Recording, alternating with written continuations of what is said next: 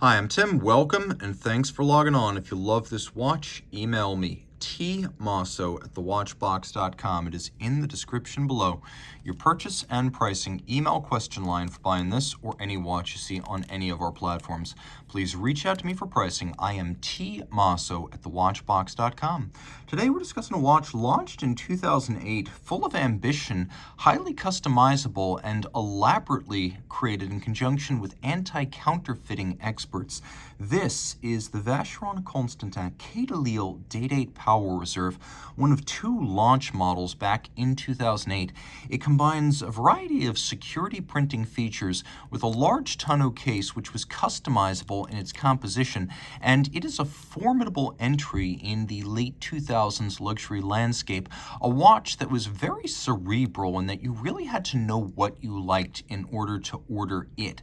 And this one, in a combination of pink gold and titanium, is a fascinating dichotomy between precious and base metals.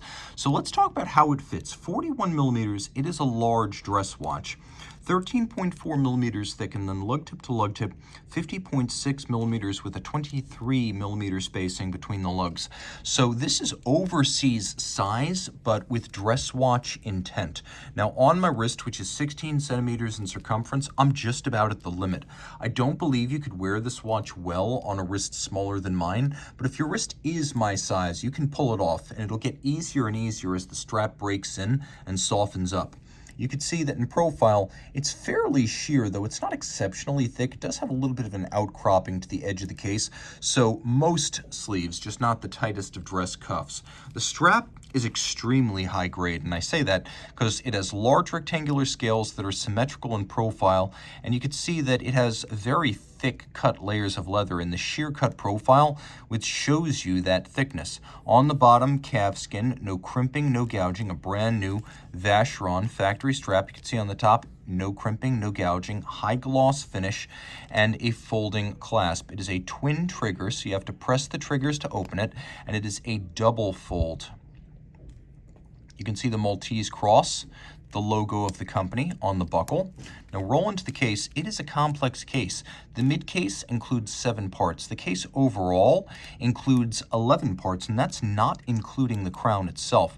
You can see a combination of polish and satin has been lavished on the pink gold elements, and then we have a satination or a brushed finish across all of the titanium elements. You can see the watch is massively and carefully built, as the strap is held on using screws and bars, a system that makes it less likely that you will have an accidental detachment, as often happens with spring bars. So I like to see that screws and bars.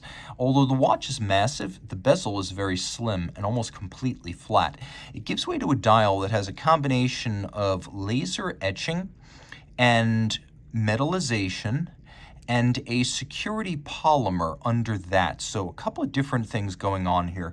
First of all, the controlling idea was to create something that combined the elements of a wristwatch aesthetically with the aesthetic and anti-counterfeiting qualities of banknotes and passports. As a result, Vacheron went out and actually brought in the people who were responsible for creating Swiss passports and banknotes. So they brought in a company called Oral Fuseli Printing, and then they brought in a designer named Roger Fund, who was responsible for, among other things, designing the then current Swiss passport.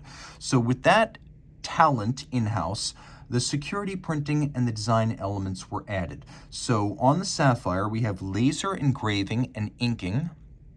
We have galvanic growth of metal.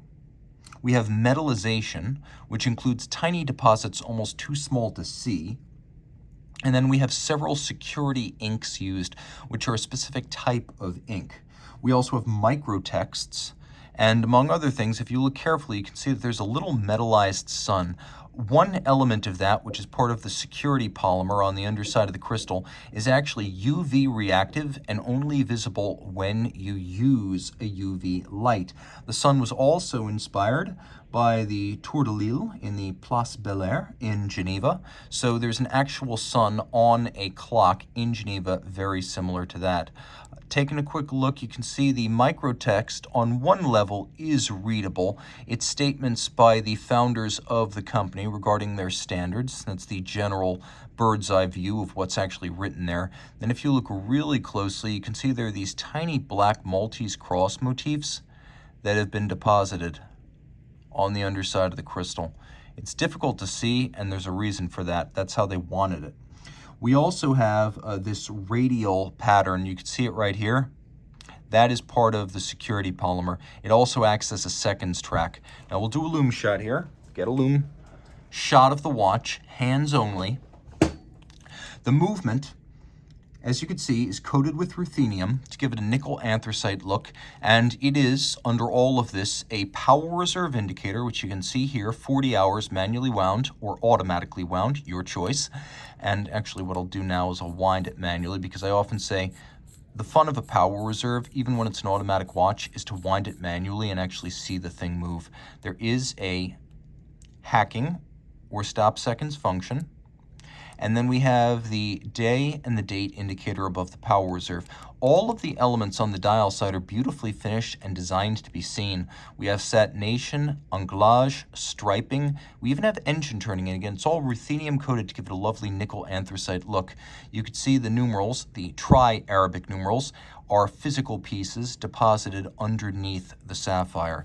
On the reverse side, you can see that the back of the movement has also been ruthenium coated. This is the 2475 automatic winding with ceramic bearings, 40-hour power reserve. The 27 jewel movement adjusted in 5 positions, which is a high horology and chronometer standard, and decorated to Geneva hallmark standards, and in fact bearing the Poisson de Genève. Although it is a very sporty dress watch, it's still just 30 meters water resistant, so don't take it swimming. It's a great way to have overseas wrist presence, but with dress watch elegance, and a dial that, truth be told, is so complex I don't have time to unpack all of it. Someday I might do a macro-focused video just of the dial of the Quai de Lille. There's simply too much to discuss in a single video that includes other elements of the watch. Let it be known, these are rare, especially in attractive metal combinations like this. They don't come around often. Reach out to Team Mosso at thewatchbox.com for purchase and pricing details.